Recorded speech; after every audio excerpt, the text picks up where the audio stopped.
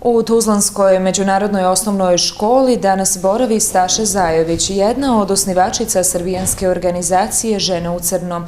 Organizacije koja već decenijama organizuje javne, antiratne, antinacionalističke i antifašističke proteste u vidu nenasilnog otpora i umjetničko-aktivističkog angažmana. U narednim trenucima razgovarat ćemo sa gospođom Zajović. Dobar vam dan i prije svega dobrodošli u Tuzlu.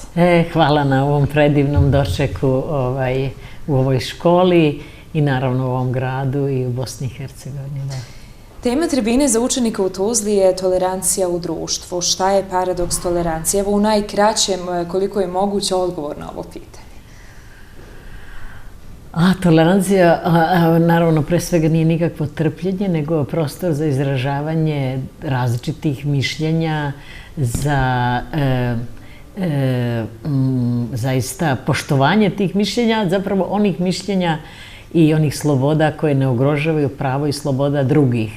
Zato što se često pod toleranciju podrazumeva ono što nema nikakvih granica. Ne, ima granice, granice su sloboda i prava drugih. Ukoliko su oni ugrožene, onda se ne radi o toleranciju, nego se radi o nasilju.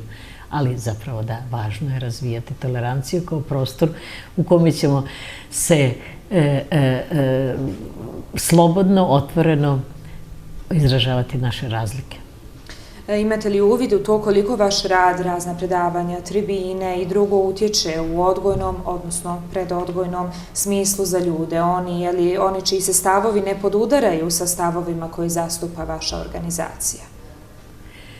Pa ja moram da kažem da se baš ne mogu pohvaliti time da smo mi prisutni u obrazovnom sistemu javnom školstva u Srbiji, zato što je to potpuno pod kontrolom nacionalističko, militarističke ili zapravo onih elita koje su za 90-ih bile u samom, da kažemo, organizovanju te jedne čitave kriminalne zločinačke mašinerije. Mnogo smo prisutnije možda u nekim izvan Srbije, posebno na nekom univerzitetskom nivou u nekim zemljama. Ja lično najviše sam u Španiji, Španjolskoj, Italiji i tako dalje. Ali evo, mnogo manje nego što su bili. Ja imam u akademskim krugovima mnoštvo aktivnosti vezano za, recimo, feministički pristup pravdi, za neke teorije koje smo mi na osnovu iskustva kreirale. I jako mi nedostaje, bilo bi jedan veliki znak da se Srbija kreće zaista putem tolerancije i uvažavanja glasova nas, koji smo bili ogromna manjina i jesmo ostali.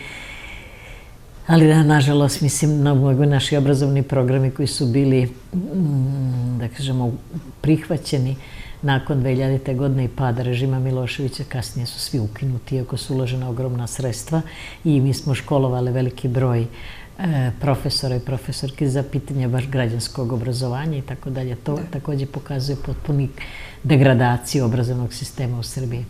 Često ste u Srebrenici, Vukovaru pa i Tuzli, mjestima gdje žrtve traže satisfakciju za zlo počinjeno tokom rata na ovim prostorima. Kakve su vaše poruke i šta je bitno? Može li se zločin, veliko zlo, oprostiti? Za nas je možda jedna od, kao aktivistkinje koje dolazimo iz Srbije i koje se odlučile da od prvog momenta mašinerije zla družimo naš otpor. Jako je bitno da su i u Vukovaru, i u Srebrenici, i Prijedoru, i na Kosovu, da su nekako žrtve čule ono što mi njima poručujemo, a to je naravno ne u naše ime i da nas nikako kolektivno ne identifikuju, da mi imamo svoj pojedinačni individualni glas i da se mi izražavamo kroz sebe, a da to ne znači da nemamo odgovornost za ono što se desilo u naše ime ili kako mi kažemo, nije dovoljno biti odgovorna samo za ono što mi radimo, nego za ono što rade naše ime. Što se tiče oprosta, tu su situacije veoma komplikovane. Ja mislim da od žrtava niko ne sme da traži oprost. To je cinično i veoma bolno. Moraju da oni koji su počinili zločine moraju da traže oprost. I samo od njih je to zahtev kojim se postoji što se mene tiče. I ja nikad ne bih rekla to, svako može individualno, ali ja mislim da je to veoma okrutno tražiti. Premda ima situacija u kojima se to dešava i to je zaista uzvišen čin, ali to je nešto što ja smatram da ne pripada žrtvama, nego počinjacima. U Tuzli se obilježavaju majski dani sjećanja na ratna dešavanja u gradu i najveća rana 25. maj sjećanje na stradalu tuzlansku mladost na Kapiji. Kako gledate na činjenicu da je jedini osuđeni za masakr Novak Đukić i da još uvijek ne služi zatvorsku kaznu?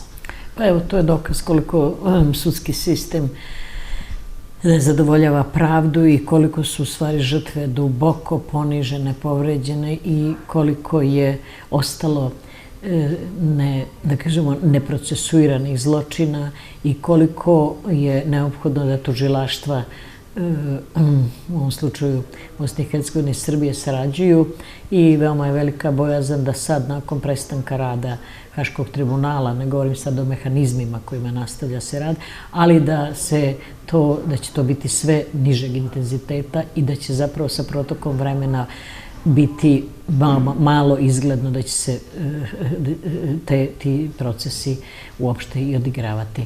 Ono što je meni, s druge strane, jako, jako bolno i zabrinjavajuće jeste da se na nekom nivou društava stvari mnogo ne menjaju.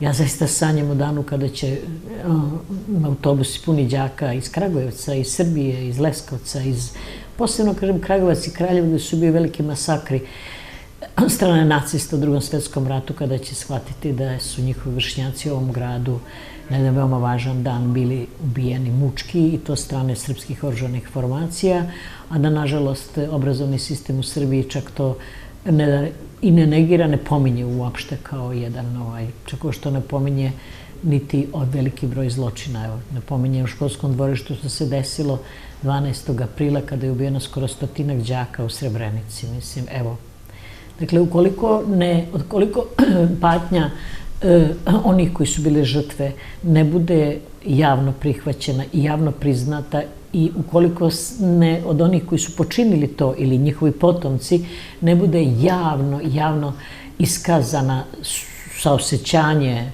solidarnost i odgovornost, ja se bojim da se ne može govoriti za dugi period o pomirenju.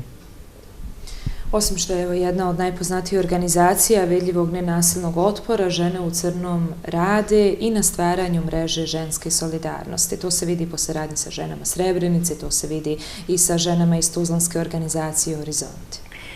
Pa može se reći da Žene u crnom mrežu nisu samo ograničene na Srbiju, zato što u našoj mreži dolaze žene iz svih krajeva Bosne i Hercegovine, dolaze od Slovenije do Triglava, tako da nas spajaju mnoštvo niti, solidarnost, jasan odnos prema ratu i prema nacionalizmu i to je jedna velika zalog za budućnost i veliki, da kažemo, doprinos izgradnji mira, onoliko koliko mi možemo, jer mi ne smatramo da političari su ti koji su odgovorni ni za mir, ni za pravdu i mi moramo mnogo da učinimo, mi radimo onoliko koliko možemo. Evo, sada ste pomenuli budućnost. Šta je put budućnosti na ovim prostorima?